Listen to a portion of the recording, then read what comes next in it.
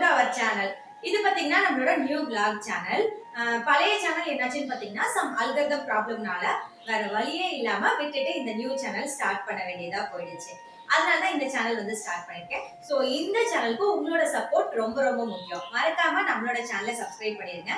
Video like பண்ணிட்டு friends and ஃபேமிலிக்கும் share பண்ணுங்க. ஸோ இந்த வீடியோ பாத்தீங்கன்னா நம்மளோட சேனல்ல போஸ்ட் பண்ற ஃபர்ஸ்ட் வீடியோ. டெய்லி vlog தான் உங்களோட வந்து ஷேர் பண்ணிருக்கேன். கண்டிப்பா ஒரு இன்ட்ரெஸ்டிங்கான வீடியோவா தான் இது இருக்கும்னு நினைக்கிறேன். மறக்காம வீடியோ வந்து லைக் பண்ணி ஃப்ரெண்ட்ஸ் அண்ட் ஃபேமிலி வந்து ஷேர் பண்ணிருங்க. வாங்க வீடியோக்குள்ள போலாம். இந்த சேனல்ல பாத்தீங்கன்னா நம்மளோட daily routine vlogs, kitchen cleaning, cooking, அப்புறம் சம் டிப்ஸ் அண்ட் ட்ரிக்ஸ் எல்லாமே தான் வந்துட்டு நான் உங்களோட ஷேர் பண்ணேன். உங்களுக்கு என்கிட்ட ஏதாவது கேட்கணும் சொல்லணும்னு தோணுச்சுன்னா மறக்காம கமெண்ட் பண்ணுங்க. நிறைய ஷேர் பண்ணி இன்டராக்ட் பண்ணலாம்.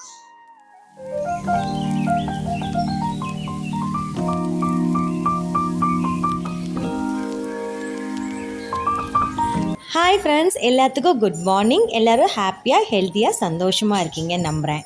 ரொம்பவே ஜாலியாக இந்த டேவை வந்து ஸ்டார்ட் பண்ணி பார்த்தீங்கன்னா சண்டே எடுத்த விளாக் தான். இப்போலாம் கிளைமேட் ரொம்பவே சில்லுன்னு இருக்குது. மார்னிங் வந்து முன்னாடிலாம் சம்மர் டைம்லலாம் அலாரம் வைக்காமே காலையில் 5 மணிக்கே முழிப்பு வந்துடும். ஆனால் இப்போலாம் பார்த்திங்கன்னா 6 மணிக்கு அலாரம் வச்சு தான் எந்திரிக்கிறது. குளிர் கொஞ்சம் அதிகமாக இருக்கிறதுனால தூக்கமும் கொஞ்சம் அதிகமாகவே வந்துடுது.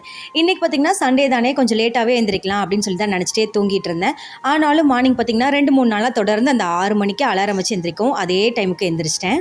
இன்றைக்கி மார்னிங் பிரேக்ஃபாஸ்ட்டுக்கு சப்பாத்தியும் கூடவே வந்து தக்காளி தொக்கும் தான் வந்து ரெடி பண்ண போகிறேன். ஃபஸ்ட்டு வந்து சப்பாத்திக்கு மாவு பசஞ்சு வச்சுட்டு தக்காளி வந்து எல்லாமே வந்து கட் பண்ணி எடுத்துக்கிட்டேன். தக்காளி தொக்கு ரெடி பண்ணும்போது நான் என்ன பண்ணுவேன் அப்படின்னா, தக்காளி வந்து ஃபைன் பேஸ்ட்டாக அரைக்க மாட்டேன். குறைப்பா 1-2 அரைச்சி எடுத்துப்பேன். இந்த மாதிரி அரைச்சி எடுத்துட்டு தக்காளி தொக்கு செய்யும் போது இன்னுமே வந்து டேஸ்ட்டாக இருக்கும். ஃபுல்லாகவே ஃபைன் பேஸ்ட்டாக அரைச்சிட்டு அதுக்கப்புறம் தக்காளி தொக்கு செஞ்சோம் அப்படின்னா அது வந்துட்டு சட்னி மாதிரி ஆகிடும். அதனால கொஞ்சம் குறைப்பாவே வந்து அரைச்சி எடுத்துப்பேன். பொதுவாகவே பிரணவ், பிரகி 2 பேருக்குமே சப்பாத்தி தக்காளி தொக்கு காம்பினேஷன் ரொம்பவே பிடிக்கும். எனக்கு பொதுவாகவே சப்பாத்தி தக்காளி தொக்கு அதெல்லாம் செய்யும் போதே ட்ராவல் ஞாபகம் தான் வரும். அம்மாலாம் நாங்கள் சின்ன பிள்ளையா இருக்கும்போது ட்ரெயினில் பஸ்லாம் போகிறோம் அப்படின்னா மதியம் லஞ்சுக்கு ரைஸ் வந்து செஞ்சு எடுத்துகிட்டு வரதை விட சப்பாத்தியும் தக்காளி தொக்கும் தான் வந்து செஞ்சு எடுத்துகிட்டு வருவாங்க.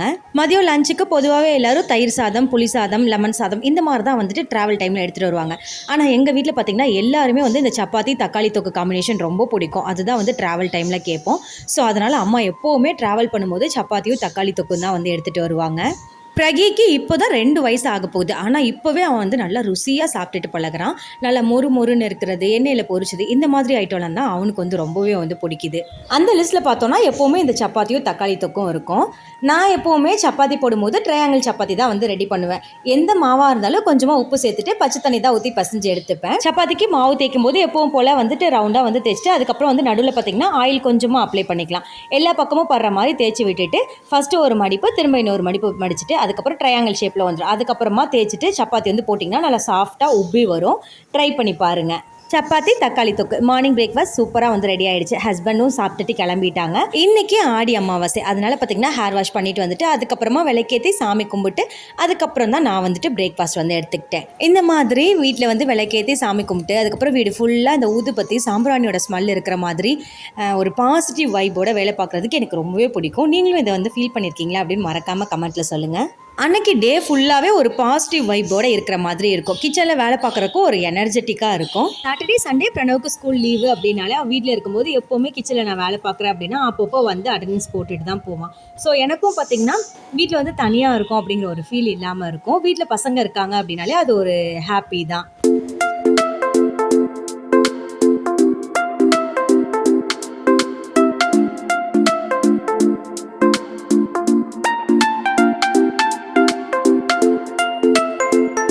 பிரகி கொஞ்ச நேரம் நல்லா வந்து தூங்கி எழுந்திரிச்சிட்டான். பிரணவ் வீட்டில் இருக்கான் அப்படின்னாலே எனக்கு பிரகி பார்த்துக்கிற வேலை வந்து ரொம்பவே வந்து கம்மி தான்.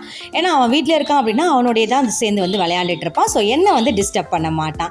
பசங்க வீட்டில் இருக்காங்க அப்படின்னாலே கண்டிப்பாக ஏதாவது ஒரு ஜூஸ் வந்து போட்டு கொடுத்து விட்டுருவேன். இப்போல்லாம் வந்து கிளைமேட் பார்த்திங்கன்னா கொஞ்சம் சில்லுன்னு இருக்குது. ஸோ டெய்லி வந்து மார்னிங் வந்து ஜூஸ் வந்து அவ்வளோவா போட்டு கொடுக்குறதில்ல. ஸோ இன்றைக்கி வந்து மதியம் டைமாக இருக்கிறதுனால ஜூஸ் வந்து ரெடி பண்ணி கொடுத்துட்டேன்.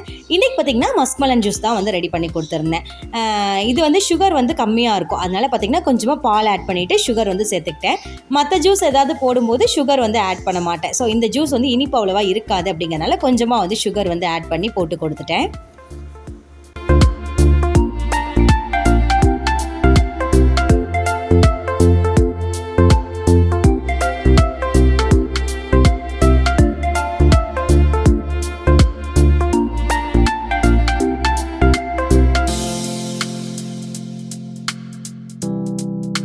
ஜூஸ் போட்டு கொடுத்துட்டு கையோடவே அப்படியே மதியம் லஞ்சும் வந்து ப்ரிப்பேர் பண்ணிட்டேன்.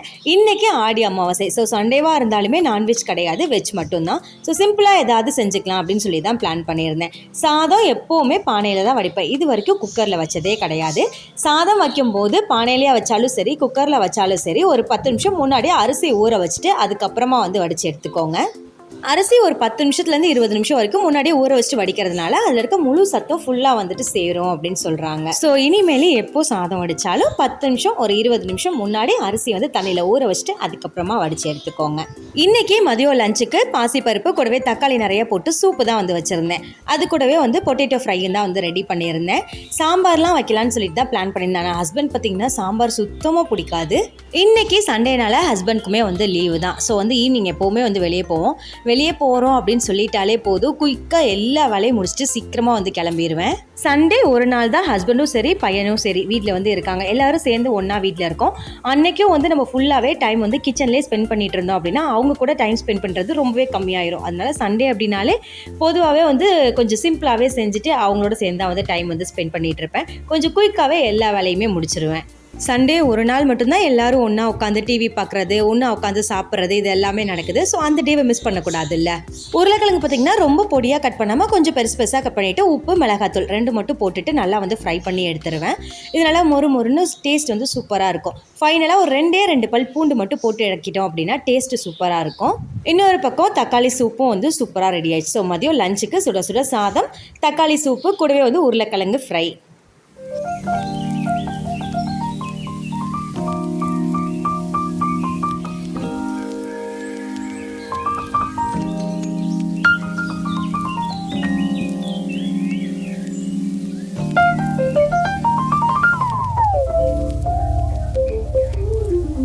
எல்லோரும் சாப்பிட்டு கொஞ்ச நேரம் ரெஸ்ட் எடுத்துகிட்டு திரும்ப பார்த்திங்கன்னா ஈவினிங் தான் விளாக் எடுக்க வந்து ஸ்டார்ட் பண்ணேன். ஸோ இன்றைக்கி லீவ்னால ஈரோட்டில் வந்து புக் ஃபேர் வந்து போட்டிருக்காங்க. எங்கே குழந்தைங்கள கூப்பிட்டு போகிறோமோ இல்லையோ புக் ஃபேர் போட்டாங்க அப்படின்னா கண்டிப்பாக வந்து கூப்பிட்டு போயிடுவோம். ஸோ ஈவினிங் புக் ஃபேர் போகலான்னு தான் வந்து பிளான் பண்ணியிருந்தோம். ஈரோட்டில் இயர்லி ஒன்ஸ் ஆகஸ்ட் மந்த் வந்து புக் ஃபேர் வந்து போட்டுருவாங்க. ரொம்பவே வந்து பெருசாக இருக்கும். ஸோ கண்டிப்பாக மிஸ் பண்ணாமல் ஒரு வாட்டியாவது போயிட்டு வந்துடுவோம். கரெக்டாக டைம் பார்த்திங்கன்னா ஒரு 1:30 இருக்கும். லஞ்ச் வந்து முடிச்சுட்டு அதுக்கப்புறம் கொஞ்சம் நேரம் வந்து ரெஸ்ட் எடுத்துட்டோம். ஈவினிங் ஒரு 4 o'clock போல் தான் திரும்ப வந்து கிச்சனுக்குள்ளே வந்தேன். நமக்கு தான் ஈவினிங் 4 o'clock ஆனாலே டக்குன்னு அலாரம் அடித்த மாதிரி ஒன்று தோணிருமே, ஒன்று டீ குடிக்கணும் இல்லாட்டி காஃபி குடிக்கணும் அப்படின்னு. எனக்கு காஃபியோட ஸ்மெல்லே அவ்வளோ பிடிக்கும். காஃபி அப்படின்னாலே ரொம்ப பிடிக்கும். ஸோ டெய்லி ஈவினிங் ஒரு டம்ளர் வந்து காஃபி வந்து எடுத்துப்பேன். காஃபி அதிகமாக எடுத்துக்கக்கூடாது அப்படிங்கிறதுக்காக மார்னிங் டைமில் காஃபியை வந்து ஸ்கிப் பண்ணிவிட்டு அதுக்கு பதில் வந்துட்டு இப்போலாம் வந்து கருப்பட்டி பால் தான் வந்து எடுத்துக்கிறோம். ஹஸ்பண்ட்க்கு காஃபி அவ்வளோ பிடிக்காது. ஸோ டீனா தான் இஷ்டம். அதனால் இன்றைக்கி பார்த்திங்கன்னா ஒரு சூப்பரான ஒரு இஞ்சி டீ போட்டுட்டு புக் ஃபேருக்கு வந்து கிளம்பியாச்சு.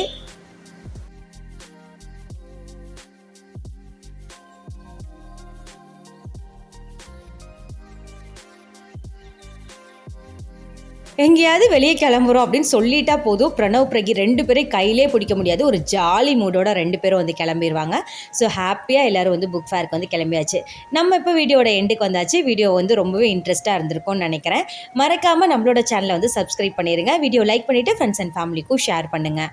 உங்கள் எல்லாரோட சப்போர்ட்டும் எனக்கு ரொம்ப இம்பார்ட்டன்ட். ஸோ மறக்காமல் வந்துட்டு சேனலை வந்து சப்ஸ்கிரைப் பண்ணிடுங்க. என்கிட்ட உங்களுக்கு எதாவது கேட்கணும் சொல்லணும்னு தோணுச்சுன்னா மறக்காமல் கமெண்ட்டில் பண்ணுங்கள். நிறைய ஷேர் பண்ணி இன்ட்ராக்ட் பண்ணி ஃபன் பண்ணலாம். இதே மாதிரி சூப்பரான இன்னொரு வீடியோவில் வந்து மீட் பண்ணலாம். தேங்க்ஸ் ஃபார் வாட்சிங். Bye bye.